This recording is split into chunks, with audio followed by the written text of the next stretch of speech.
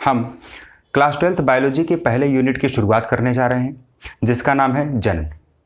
बच्चों, इस यूनिट में टोटल 4 चैप्टर हैं।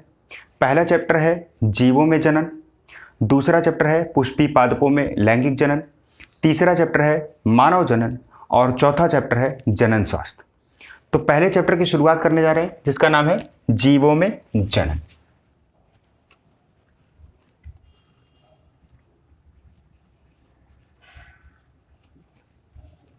जीवों में जनन, जिसको बोलते हैं रिप्रोडक्शन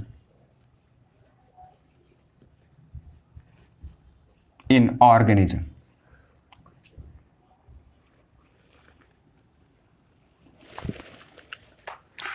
इस चैप्टर की पहली टॉपिक बच्चों है जीवन अवधि क्या होती है। जीवन अवधि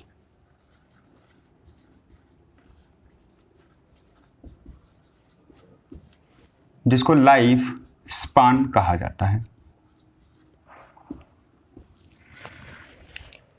बच्चों, आप सभी जानते हैं कि कोई भी जीवधारी, उसका जन्म होता है और फाइनली क्या हो जाती है, उसकी मृत्यु हो जाती है। तो जाहिर सी बात है, जन्म से लेकर मृत्यु के बीच की अवधि को जीवन अवधि कहा जाता है। बट एक यहाँ पे शर्त है। शर्त क्या है? उसकी जो मृत्यु हो रही है वो मृत्यु प्राकृतिक होनी चाहिए, नेचुरल डेथ होनी चाहिए। वो कोई एक्सीडेंटल काज या कह सकते हो कि अचानक सडन या किसी बीमारी की वजह से मृत्यु नहीं होनी चाहिए, प्राकृतिक मृत्यु होनी चाहिए। तो कुल मिला के हम कह सकते हैं कि जीवन अवधि का मतलब होता है कि जन्म से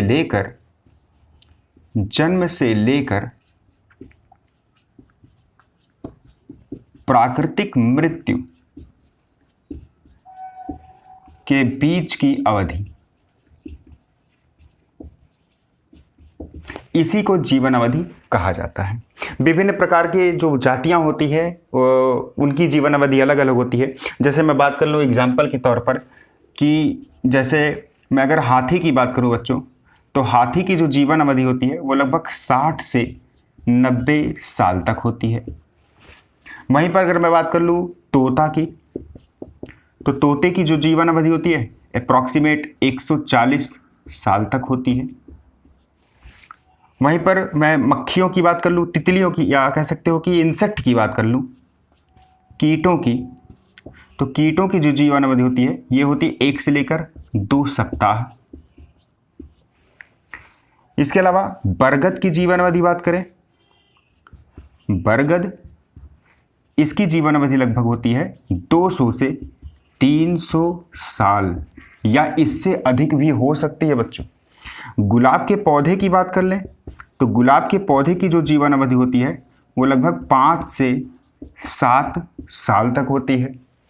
इसके अलावा एक मक्खी होती है जिसका नाम होता है मे फ्लाई, मे मक्खी, इसकी जो जीवन अवधि होती है वो एक ही दिन के लिए होती है, यानी 24 आवर्स।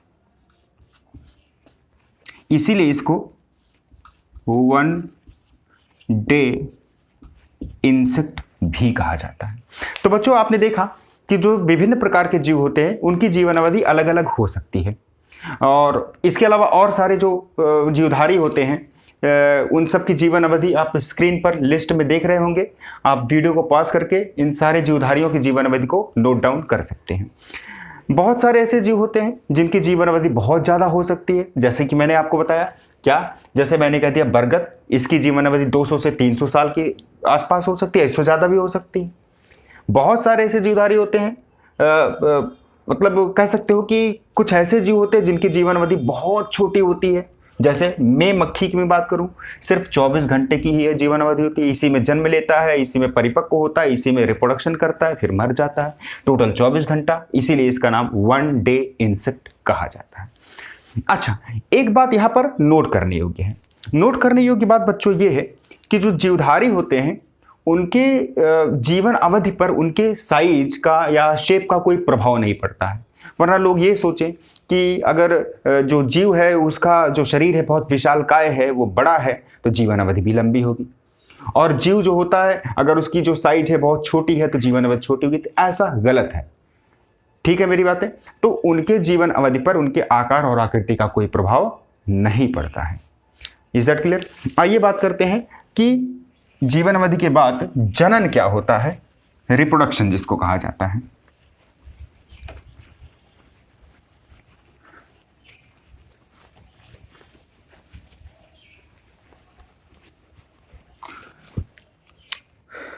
जनन,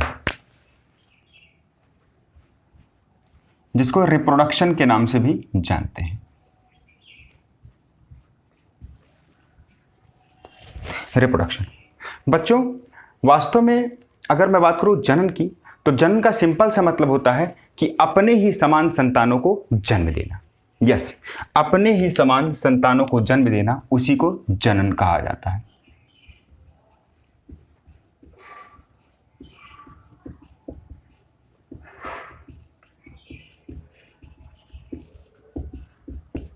दिस इज कॉल्ड रिप्रोडक्शन, जनन।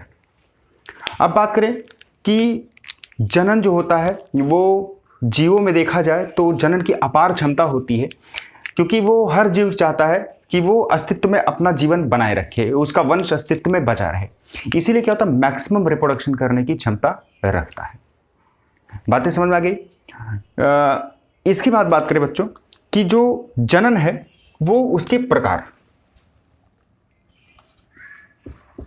जनन के प्रकार, टाइप्स ऑफ रिप्रोडक्शन। बच्चों, जनन के बेसिकली दो प्रकार होते हैं। एक होता है अलैंगिक जनन,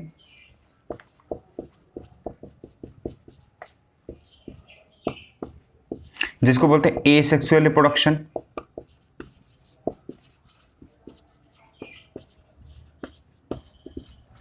और दूसरा होता है लैंगिक जनन, जिसको बोलते हैं बच्चों सेक्सुअल रिप्रोडक्शन। सेक्सुअल रिप्रोडक्शन, अलैंगिक जनन का सिंपल सा मतलब होता है कि बिना युग्मकों के मिलन के फलस्वरूप अगर नए जीवधारी का जन्म हो जाता है तब उसी को अलैंगिक जनन कहा जाता है। वहीं दूसरी तरफ अगर लैंगिक जनन की बात करें तो इसमें युग्मकों का मिलन होता है, जिसको निषेचन कहा जाता है, और युग्मकों के मिलन के पश्चात ही नए जीव का जन्म होता है। तो यहां पर आप क्या बता सकते हो कि अलैंगिक जनन का सिंपल सा मतलब क्या हुआ कि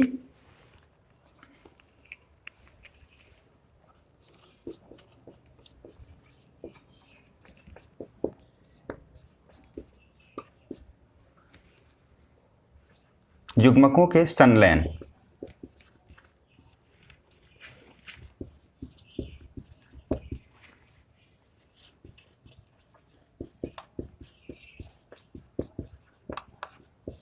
नए जीवधारी का जन्म होता है। जबकि यहां पर क्या होता है, युग्मकों के संलयन के पश्चात नए जीवधारी का जन्म होता है। युग्मकों के संलयन को बच्चों निषेचन कहा जाता है।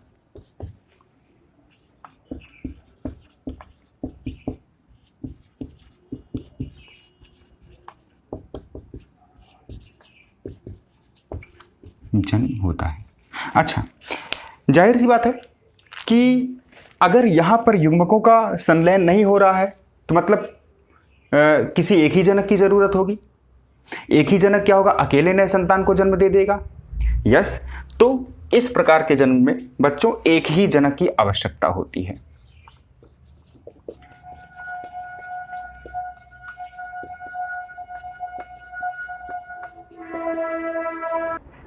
आवश्यकता होती है। तो जब इसमें बच्चे एक ही जनक की आवश्यकता है तो जाहिर सी बात है इसको हम कहते हैं यूनिपेरेंटल। तो अलैंगिक जनन जो होता है ये होता है यूनिपेरेंटल। यूनिपेरेंटल का मतलब एक ही जनक नए जीव को जन्म दे रहा है। वहीं पर लैंगिक जनन में जब दो युग्मक मिल रहा है तो जाहिर सी बात है दोनों युग्मकों का जो स्रोत होगा वो अलग अलग जनक होगा, तो मतलब दो जनकों की आवश्यकता हो रही है। यस, तो इसमें दो जनकों की आवश्यकता होती है।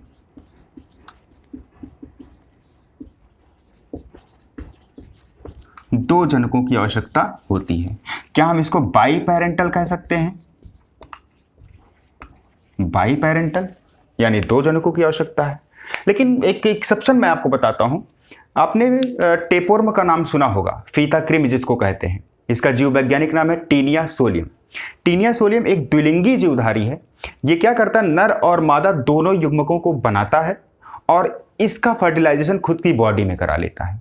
तो मतलब यहां पर टेपवर्म के केस में दो जनकों की कोई जरूरत नहीं है, एक ही जीव क्या करेगा, वो नर और मादा के युग्मकों के संलयन के फलस्वरूप खुद की बॉडी में नए जीवधारी का निर्माण कर लेगा।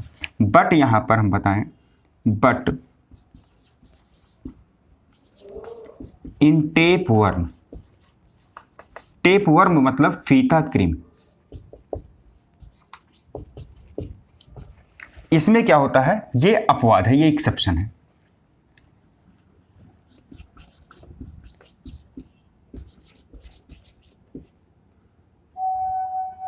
एक ही जनक इसमें भाग लेता है। बातें समझ आ गई? अच्छा, अलैंगिक जनन में जो नए जीवधारी का जन्म हो रहा है वो एक ही जनक जीव को जन्म दे रहा है, तो वो जनक क्या होगा, उस जनक का या तो कोई शरीर का कोई कायिक भाग होगा, वो नए जीवधारी को जन्म दे देगा, या तो युग्मक होगा। ठीक, तो क्या होगा इसमें, या तो शरीर का कायिक भाग या दैहिक भाग कह सकते हैं बच्चों,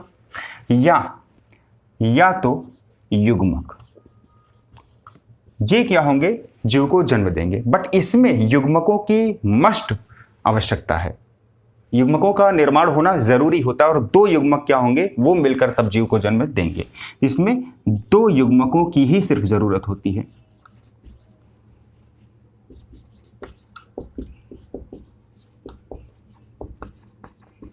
आवश्यकता, समझ गए बच्चे? अगर मैं युग्मक की बात करूं, अलैंगिक जनन में, अलैंगिक जनन में युग्मक क्या कर रहा है, नए जीव को जन्म दे रहा है। ध्यान रहे, इसमें युग्मक मिलन नहीं हो रहा है, अकेले युग्मक विकसित होकर नए जीवधारी को जन्म दे रहा है। तो अगर अकेले युग्मक, सिंगल युग्मक जीवधारी को जन्म दे रहा है, तो इस प्रकार के जनन को कहा जाता है बच्चों अनिषेक जनन, पार्थिनोजेनेसिस। तो मतलब इसको कहेंगे अनिषेक जनन, जिसको कहा जाता है पार्थिनोजेनेसिस।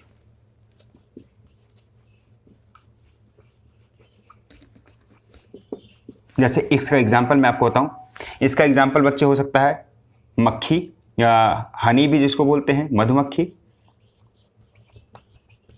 मधुमक्खी में सभी मक्खियों की बात नहीं हो रही है, सिर्फ ड्रोन की बात हो रही है। ड्रोन एक नर मक्खी होती है और ये अगुणित होती है। ध्यान दीजिए, मधुमक्खी क्या होती है, जब अंडे को विकसित या अंडे का निर्माण करती है तो उसके अंडे बेसिकली 3 टाइप के हो जाते हैं। 3 टाइप के क्या, एक अंडे जो निषेचित है, द्विगुणित है, और वो विकसित हो जाएंगे क्वीन में। एक अंडे निषेचित है यानी द्विगुणित हैं, तो वो विकसित हो जाएंगे श्रमिक मक्खियों में। और कुछ अंडे होते हैं जो अनिषेचित होते हैं, वो डायरेक्ट विकसित हो जाते हैं ड्रोन में, तो वो अनिषेचित अंडे हैं। मैं उसी अंडे की बात कर रहा हूँ, ड्रोन की। इसके अलावा और कुछ एग्जाम्पल, जैसे कुछ छिपकली, अमेरिकन लेजर्ड, हेमिडेक्टाइलिस कहा जाता है, कुछ छिपकली, इनमें भी क्या होता है, पार्थिनोजेनेसिस होती है।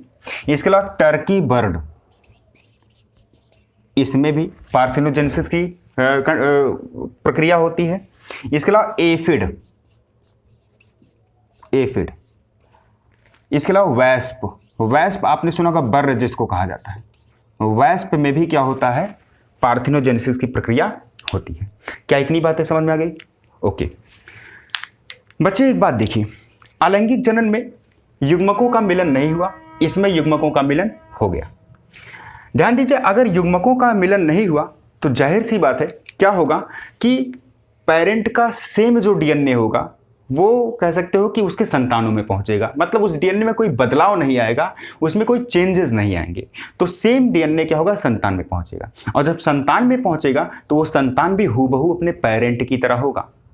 यस, सेम संतान क्या होगा, वो अपने पेरेंट की तरह होगा। वो मॉर्फोलॉजिकली मतलब आकारिकी और आनुवंशिकी रूप से अपने पेरेंट के समान होगा। इसीलिए अलैंगिक जनन करने वाले जीवों को क्लोन कहा जाता है। क्लोन वो अपने माता पिता से और आपस में ये क्लोन होते हैं। तो ये क्या हो गए, इनको हम कह सकते हैं, इनको हम क्लोन कहते हैं, इनको क्लोन कहा जाता है। बट लैंगिक जनन में आपने ध्यान दिया, 2 नए युग्मकों का मिलन हो रहा है, और जब नए युग्मकों का मिलन हो रहा है तो एक स्रोत से जो युग्मक आ रहा है उसके पास दूसरे टाइप का डीएनए होगा। दूसरे सोर्स से जो डीएनए आ रहा है या युग्मक आ रहा है उसके पास किसी दूसरे टाइप के डीएनए होंगे और दो डीएनए का मिलन होगा। और जब दो डीएनए का मिलन होगा तो जाहिर सी बात है कि जो नया जीवधारी बनेगा उसमें किसी एक जीवधारी का डीएनए नहीं होगा, उसमें दो जीवधारी के डीएनए होंगे और इस तरह से डीएनए में बदलाव होगा। अच्छा बच्चे, लैंगिक जनन में जो डीएनए में बदलाव होता है वो दो स्टेजेस में होता है। पहली स्टेज क्या होती है? जब युग्मक का निर्माण होता है तो युग्मक के निर्माण के दौरान अर्धसूत्री विभाजन होता है और अर्धसूत्री विभाजन में क्या होता है कि एक प्रक्रिया होती है पैकीटीन स्टेज में, जिसमें क्रॉसिंग ओवर की घटना होती है। दो होमोलॉगस क्रोमोसोम एक दूसरे को क्रॉस करते हैं और क्रॉस करने के बाद अपने अपने भागों का आदान प्रदान करते हैं। चेंजेस यहाँ पर आ गए और उसके बाद दो स्रोत से डीएनए मिल रहा है तो चेंजेस यहाँ पर भी आए। तो इस तरह से दो स्टेजेस में गुणसूत्र में क्रोमोसोम में चेंजेस आते हैं, डीएनए में चेंजेस आते हैं और इस तरह से जो नए जीवधारी का निर्माण होता है वो कह सकते हो कि उसकी संरचना, चाहे वो आकारिकी की बात कर लूँ चाहे वो आनुवंशिकी की बात कर लूँ, तो ये अलग होती है अपने माता पिता से और आपस में, इसलिए इनको क्लोन नहीं कहा जाता है। तो ये क्लोन नहीं होते हैं। क्लियर होगी मेरी बातें? तो आज हमने बात किया बच्चों कि जीवन अवधि क्या है, जनन क्या है, जनन के प्रकार क्या होते हैं, कुछ एक्सेप्शन की केस भी मैंने बात किया। कल मैं अलैंगिक जनन की और डिटेल बात करूंगा और साथ साथ अलैंगिक जनन की कुछ प्रकारों की भी वर्णन करूंगा।